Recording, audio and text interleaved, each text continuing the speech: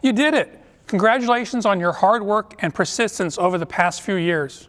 Finally, your big day is here, and later this morning, you'll be walking over the stage towards a new beginning in your life. A heartfelt thank you to the family and friends celebrating with us today. Without your guidance, support, and love, and laughter, this day would not be as joyful. The graduation cords you are about to receive have two significant and important meanings.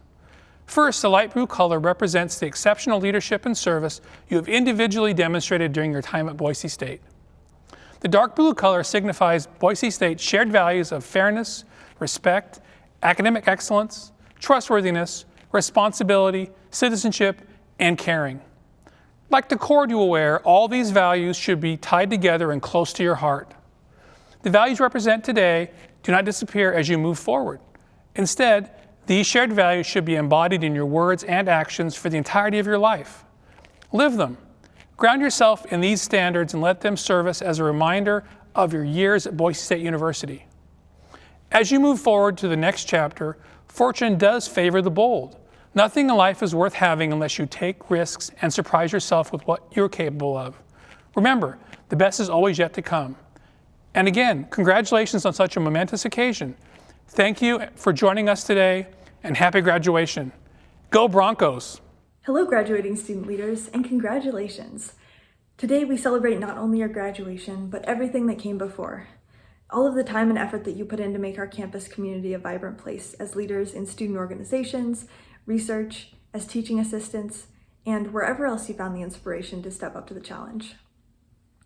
My name is Olivia Thomas, and I'm graduating with a double major in computer science and GIM, which stands for Games, Interactive Media, and Mobile Technology. Like all of you, I ended up leading many of the things that I was involved with. Through my time at Boise State, I led a student software development team called GimWorks, the Quiz Bowl Club, and the Suits team, which creates augmented reality software for NASA. I want to start with a quote from Antoine de Saint-Exupéry. "If you want to build a ship, don't drum up the men to gather wood, divide the work, and give orders. Instead, teach them to yearn for the vast and endless sea." We all have our own vast and endless sea that has driven us to do what we do. And our journeys here in college are only the beginning. So, as you go forward and find new opportunities to lead, I want to share 5 lessons that I've learned about leadership during my time here. First, get your hands dirty. A true leader is not an overseer, but the first to the trenches, who at the end of the day is willing to do whatever it takes to get the job done. Of course, that doesn't mean that you should do everything, in which case you wouldn't be a leader at all, but if you want to inspire people to do their best work, then they've got to see you doing your best work too. William James said, "The solid meaning of life is always the same eternal thing, the marriage, namely, of some unhabitual ideal with some fidelity, courage, and endurance." As leaders, it's our job to make that marriage happen. The dream is empty without the work, and the work is meaningless without the dream. And that brings me to number 2. Remember what's possible. Once you're down in the trenches, it's really easy to lose sight of whatever inspired you in the first place. As a programmer, I've experienced this countless times. When the code isn't working and I don't know when or if we're going to be able to find a solution, even the most exciting projects become daunting. No matter how amazing the dream is, there will always be times when it's hard to remember it. And that's okay. Cavett Robert defined character as the ability to carry out a good resolution long after the excitement of the moment has passed. As leaders, when we find that the excitement of the moment has passed, the most important thing is first to recognize that we can still do amazing things if we can keep working at it. And then just keep showing up. Number 3, find people's strengths. It takes time to figure this out, but when people are asked to do what they're best at, they get excited. When you can create a shared vision and then empower others to use their unique gifts in service of that vision, that's when the real magic of working in a team happens. 4th, embrace the unexpected. On any journey worth taking, there will be unforeseen twists and situations where previous knowledge and decisions no longer apply. These can make us want to give up, but they can also be opportunities to pivot in a new direction that might end up even better than before. I actually had this happen with an app called Bronco Beam that was piloted on campus to alert students about free food. Our first idea for the app was totally different from the final product, had nothing to do with food, and wasn't very successful. But by staying open to new information that came up along the way, we were able to repurpose the project into something better than we ever would have imagined at the beginning. Almost anything can be an opportunity if you make it one, even what would appear to be setbacks. And finally, you don't have to be perfect. When you put yourself out there as a leader, it's really easy to question your own competence.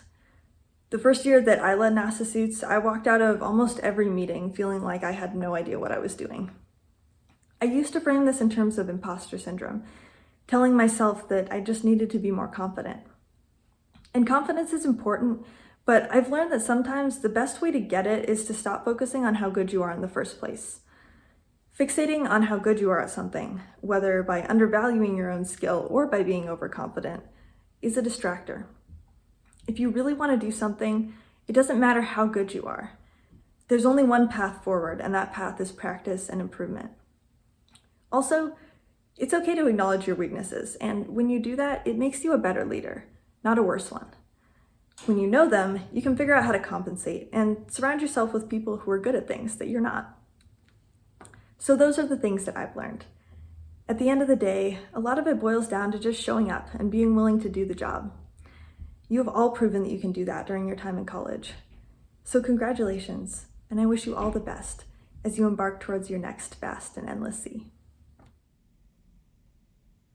Congratulations, Broncos. You did it. Whether you expected to be here or not, today is a big, big day for you. And I know that getting here wasn't easy. In fact, only 6.7% of people in the world have a college degree. So for that, you deserve some major recognition. And know that as you graduate from Boise State, we have some increased expectations of you, and we know that you're going to take on some added responsibility after you graduate. But I know that you're up for it. I saw many of you enter in your first year on campus, and I know that you've changed in some really meaningful ways. You've also changed Boise State. You've made it a better place for everyone here, better for our whole community. So thank you for that. I know that you're going to continue to grow after you graduate, and you'll make the world a better place as well. So today we celebrate you.